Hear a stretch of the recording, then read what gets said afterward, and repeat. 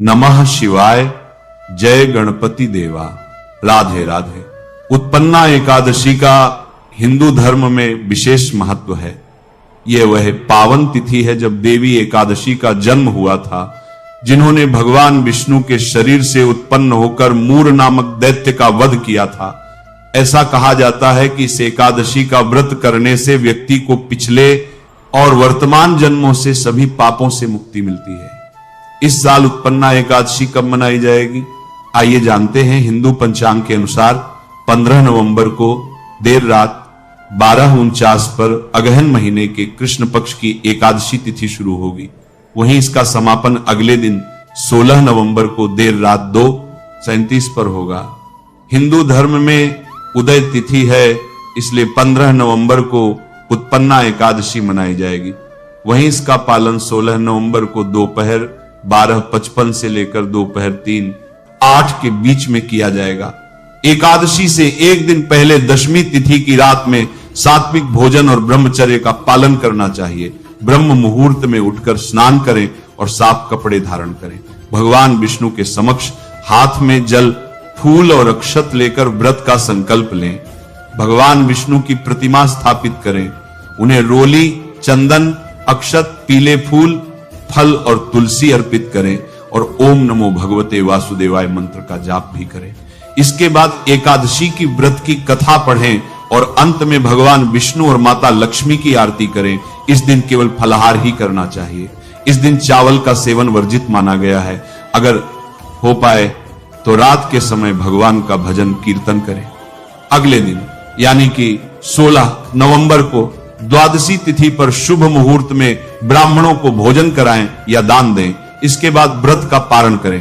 पारण हमेशा हरिवासर यानी कि द्वादशी तिथि को करना चाहिए। व्रत की तरफ ध्यान का धारण में कि द्वादशी तिथि को करना चाहिए, द्वादशी तिथि को करना चाहिए। देव उठनी एकादशी के साथ अब पुनः प्रथम एकादशी से शुरू होगा। प्रथम एकादशी मार्गशीर्ष मास कृष्ण पक्ष, जिसका नाम होता है उत्पन्ना एकादशी या उत्पत्ति एकादशी। बड़ी अद्भुत महिमा है इस एकादशी की, क्योंकि इस एकादशी के कारण ही एकादशी व्रत प्रचलित हुआ। यही वह दिन, यही वह एकादशी जब उत्पत्ति हुई एकादशी देवी की। कैसे उत्पत्ति हुई, किन कारणों से उत्पत्ति हुई और क्या वह कारण है जिसके कारण से भगवान विष्णु को एकादशी इतनी प्रिय है कि वह अपने सभी भक्तों की इच्छाएं पूरी करते हैं। जो कोई एकादशी का व्रत करता है उसकी सभी मनोकामनाएं पूरी करते हैं।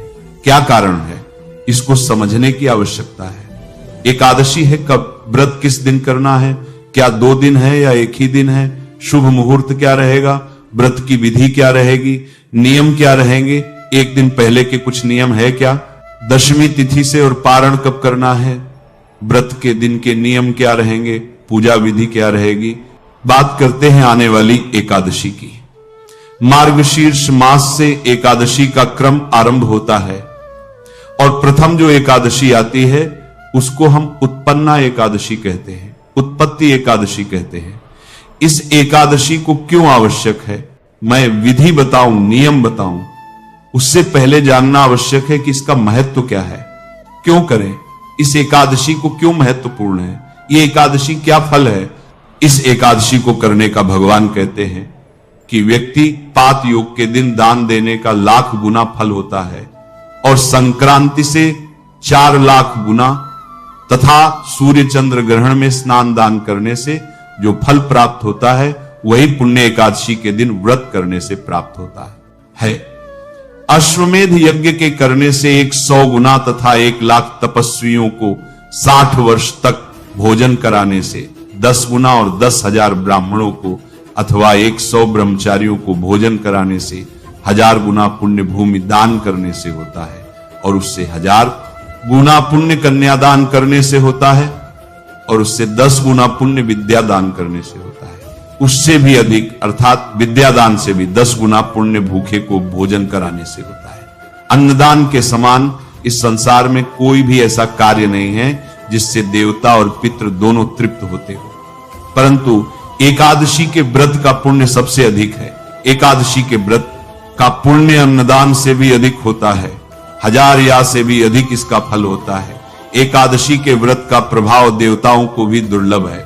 आप सोचिए 10 ब्राह्मणों अथवा 100 ब्रह्मचारियों को भोजन कराने से 1000 गुना पुण्य जो है वह भूमि दान कर उससे भी अधिक पुण्य आप एकादशी का प्राप्त कर सकते हैं। अश्वमेध यज्ञ करने से 100 गुना तथा 1 लाख तपस्वियों को 60 वर्ष तक भोजन कराने से भी 10 गुना पुण्य आप इस एकादशी से प्राप्त कर सकते हैं। इतना अद्भुत फल है इस एकादशी का। भगवान कहते हैं कि हे युधिष्ठिर, इसका इतना फल है कि इसका मातम्य तो देवता भी वर्णन नहीं कर सकते। जो व्यक्ति निर्जल रहकर इस एकादशी का व्रत कर लेता है उसका फल कोई वर्णित ही नहीं कर सकता। जब युधिष्ठिर महाराज ने सुना कि प्रभु आपने हजारों यज्ञ और लाख गोदान को भी एकादशी के व्रत के सामने बहुत बौना करार दे दिया, बहुत छोटा के हजारों यज्ञ और लाख गोदान से भी जो फल मिलता है वो एकादशी के फल के सामने कुछ नहीं है, तो ये तिथि सब तिथियों से उत्तम कैसे हुई, ये आप मुझे युधिष्ठिर महाराज पूछते हैं भगवान श्री कृष्ण से कि क्या कारण है। तब भगवान श्री कृष्ण जो कहते हैं मैं बताता हूं। को इतना महत्वपूर्ण कैसे बताया भगवान ने, क्यों इसका फल इतना अधिक है। तब भगवान श्री कृष्ण कहते हैं कि हे युधिष्ठिर, एक समय सभी देवता, दानव, नर, किन्नर, यक्ष, गंधर्व सब के सब एक बड़ी भयानक से बीत रहे थे। एक बड़े भयानक राक्षस के अत्याचार से पीड़ित थे। वह राक्षस इतना शक्तिशाली था, इतना पराक्रमी था, जिसके सामने ये सब टिक नहीं पाए और उसने संपूर्ण ब्रह्मांड पर अपना नियंत्रण कर लिया। भगवान विष्णु भी यहां तक कि उसके सामने नहीं टिक पा रहे थे। उस अवस्था में एक देवी की उत्पत्ति हुई।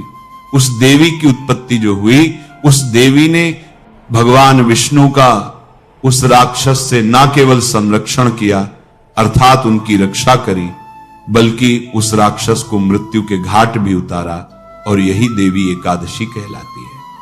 अब क्योंकि इन्होंने इतना बड़ा कार्य किया था प्रभु का, इसीलिए भगवान विष्णु ने प्रसन्न होकर इनको आशीर्वाद दिया।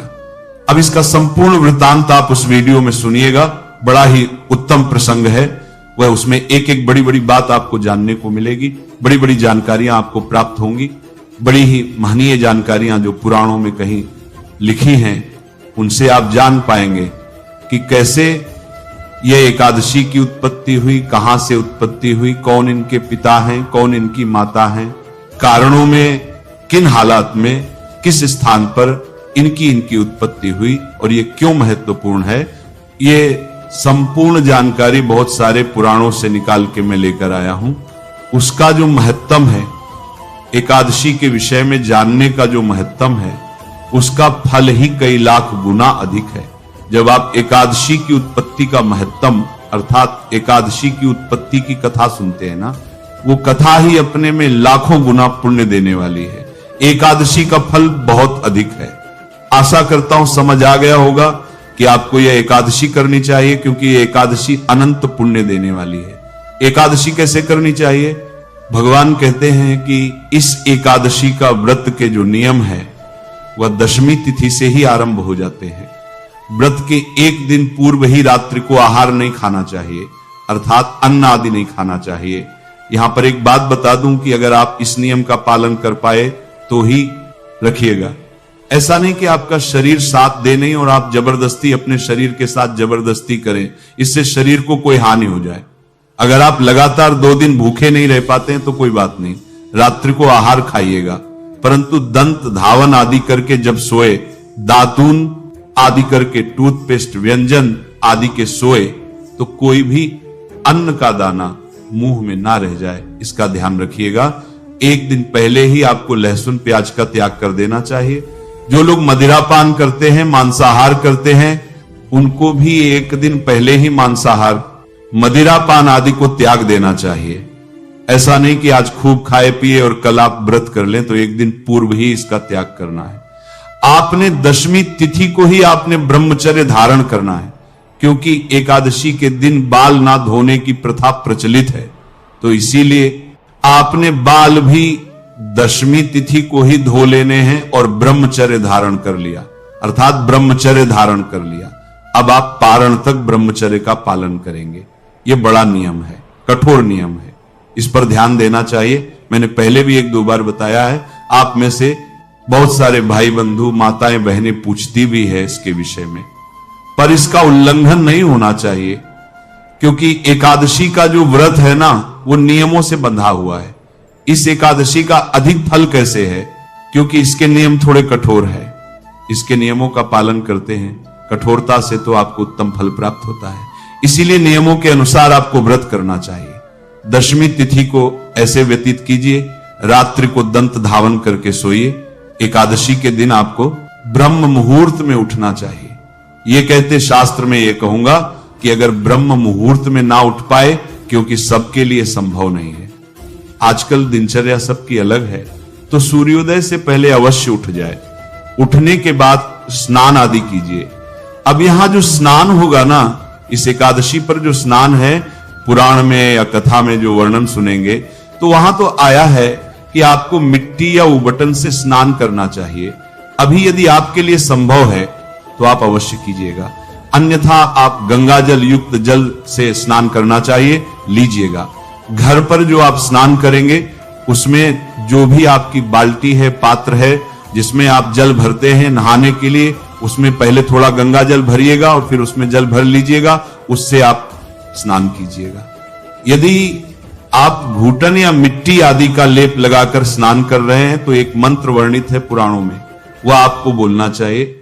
अश्वक्रांति रथ क्रांति विष्णु क्रांति व सुंदरे संचितम द्वयाते। यह मंत्र बोलते हुए आपको वह लेप लगाना चाहिए।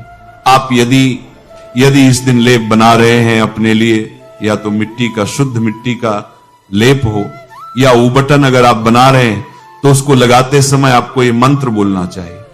आप शुद्ध जल से स्नान कर लीजिए। स्नाना आदि से निवृत्त होकर स्वच्छ वस्त्र धारण कीजिए। स्वच्छ वस्त्र धारण करके भगवान का पूजन कीजिए। पूजन करने के लिए जो भी आपका उपयुक्त स्थान है घर में, वहां पर सारी सामग्री एकत्र कीजिए। पूजा की सामग्री में क्या चाहिए? भगवान श्री हरि विष्णु का कोई चित्र या प्रतिमा आपके पास हो, उनको स्थापित करने के लिए चौकी दीजिए। उस पर बिछाने के लिए लाल या पीला वस्त्र लीजिए।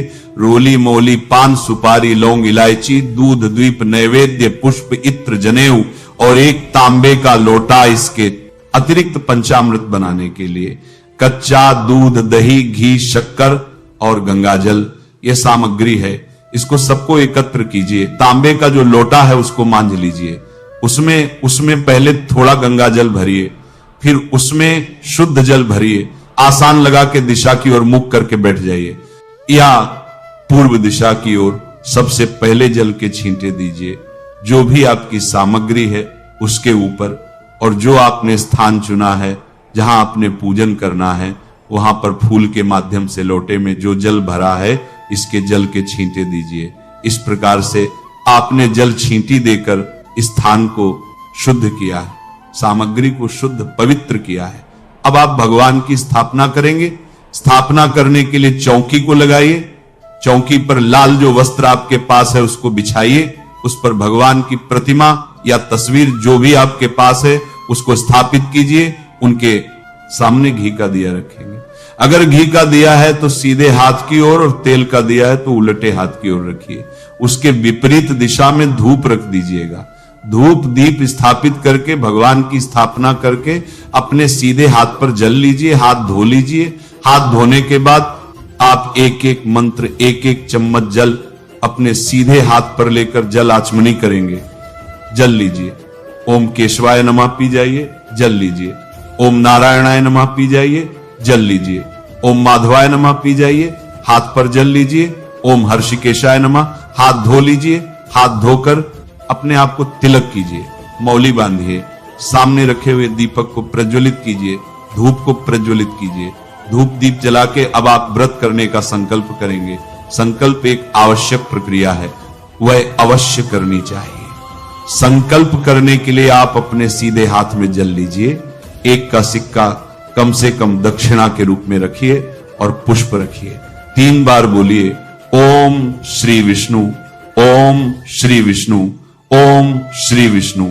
अपना नाम, अपना गोत्र, जिस स्थान पर बैठकर संकल्प कर रहे हैं वहां का मकान नंबर, क्षेत्र का नाम, शहर का नाम, कृष्ण पक्षी, शनिश्चर्य एकादशी, भगवान श्री विष्णु, उत्पन्ना एकादशी, व्रत श्री विष्णु, और वह संकल्प भगवान के चरणों में अर्पित कर दीजिए। संकल्प करके भगवान का उपचार से पूजन करते हैं। पूजन करने के लिए उनके सामने कोई कटोरी या पात्र रखा दीजिए जिसमें आप पूजा की सामग्री अर्पित करते जाएंगे, तो उससे वह सामग्री इधर उधर नहीं फैलेगी, पैरों में नहीं आएगी। विधि में मैं आपको सूक्ष्म रूप से बता रहा हूं, विस्तृत रूप से मैं आपके लिए समय आने पर इसका पूरा वीडियो विधि के साथ अपलोड करूंगा, मंत्रों के साथ, उसका आप लाभ लीजिए। भगवान विष्णु को सबसे पहले स्नान कराया जाता है। स्नान कराने के लिए जल अर्पित कीजिए या जल की छींटी दीजिए। स्नान करा के पंचामृत से स्नान कराया जाता है। पंचामृत से कैसे स्नान कराएंगे? भगवान को पंचामृत बना लीजिए।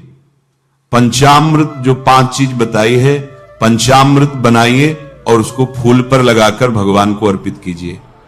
यदि आपके पास कोई प्रतिमा है, लड्डू गोपाल जी या शालिग्राम जी, तो आप उनको स्नान भी करा सकते हैं, अभिषेक भी करा सकते हैं पंचामृत से।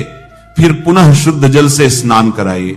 स्नान करा के वस्त्र के रूप में मौली का एक टुकड़ा तोड़िए और वो अर्पित कीजिए। वस्त्र के बाद इत्र लगाएंगे। अगर इत्र है आपके पास तो फूल पर लगाकर इत्र अर्पित कीजिएगा। भगवान को तिलक लगाइए। तिलक लगाकर पुष्प अर्पित कीजिए। फूलों की यदि माला है ना आपके पास तो फूलों की माला अर्पित कीजिए। पुष्प अर्पित करने के बाद दिखाइए भगवान को, और दीप दिखाइए। भगवान को धूप दीप दिखाकर नैवेद्य अर्पित कीजिए। नैवेद्य के रूप में आपके पास कोई फल है तो फल अर्पित कीजिए, मिठाई है तो मिठाई अर्पित कीजिए, और कुछ ना हो तो आप मिश्री लीजिएगा और मिश्री अर्पित कर दीजिएगा। नैवेद्य के बाद जलजम करानी, 1 चम्मच जल लीजिएगा, भगवान को अर्पित कर दीजिएगा। अब आप तांबुल अर्पित करेंगे। तांबुल के रूप में पान का पत्ता लीजिए, उस पर 2 लौंग, 2 इलायची और 1 सुपारी रखिए और वह तांबुल के रूप में भगवान को अर्पित, भगवान को दक्षिणा अर्पित कीजिए और हाथ जोड़कर नमस्कार कीजिए। इस प्रकार से आप पूजन कीजिए। पूजन करने के बाद अब आप कथा सुनेंगे। कथा आपको हमारे चैनल पर सुनाई जाएगी, तो आप विधि मंत्रा उन्होंने तंबुल स्तर नंबर बंदबारों से कथा सुनिए। कथा के साथ विष्णु शास्त्र नाम का श्रवण करते हैं तो बहुत कल्याणकारी है। आरती कीजिएगा। कपूर से आरती अगर आप करते हैं तो विशेष फलदायी कही गई है। मार्गशीर्ष मास में प्रतिदिन मैं कहता हूं कपूर से आरती करें भगवान की, अब बहुत अद्भुत फल है उसका। यानी मार्गशीर्ष मास महिमा में बताया भी है आपको। अगर आप सुन रहे हैं हमारे चैनल पर मार्गशीर्ष मास का, तो उसमें भी वर्णन आया है। और मातम में अवश्य सुनिए, जैसे कार्तिक मास महत्व में आपने सुना होगा, उससे अधिक फलदायी है। मार्गशीर्ष मास महत्व में मार्गशीर्ष का स्नान कार्तिक मास से ज्यादा फल देने वाला है। लोग नहीं जानते, क्योंकि भगवान नारायण कहते हैं कि यह गुप्त से भी अति गुप्त है।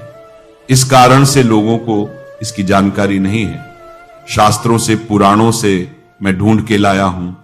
मार्गशीर्ष मास में स्नान कीजिए और मार्ग अत्यंत पुण्यदायी है, उसका लाभ लीजिए। तो आप आरती कीजिएगा, कपूर से आरती करके नियम अनुसार दिन को व्यतीत कीजिए। किसी से लड़ाई झगड़ा नहीं, मनमुटाव नहीं, बैरभाव नहीं रखना। शांत चित होकर दिन को व्यतीत कीजिए। सायंकाल को कीर्तन की महिमा है, कीर्तन कीजिएगा। रात्रिकाल को जागरण की महिमा है, जागरण कीजिएगा। अगर संभव हो तो 1:00 बजे तक कम से कम कीजिएगा और अगले दिन पारण के लिए सूर्योदय से पहले उठ जाइए। इस प्रकार से आपको इस एकादशी के व्रत को आगे बढ़ाना है। अब बात करें कि व्रत आपने करना कब है। प्रिय दर्शकों, मार्गशीर्ष मास के कृष्ण पक्ष की एकादशी, उत्पत्ति एकादशी तिथि की शुरुआत हो रही है 15 तारीख को 26:37 पर, अर्थात जब 15 तारीख आरंभ होगी ना, प्रातः काल 2:37 पर यह एकादशी शुरू हो जाएगी। और यह 16 तारीख अर्थात 15 के रात्रि को 12 बजे के बाद जो 16 तारीख लग जाएगी तो रात्रि को 4:47 पर समाप्त होगी। ऐसे में उदया तिथिमान के अनुसार 15 तारीख को एकादशी है और द्वादशी भी व्रत के पूर्ण होने से पहले आ रही। इसीलिए इस एकादशी का व्रत आपको 15 तारीख को करना चाहिए, 15 नवंबर को करना चाहिए। 15 नवंबर को दिन रहेगा शनिवार का।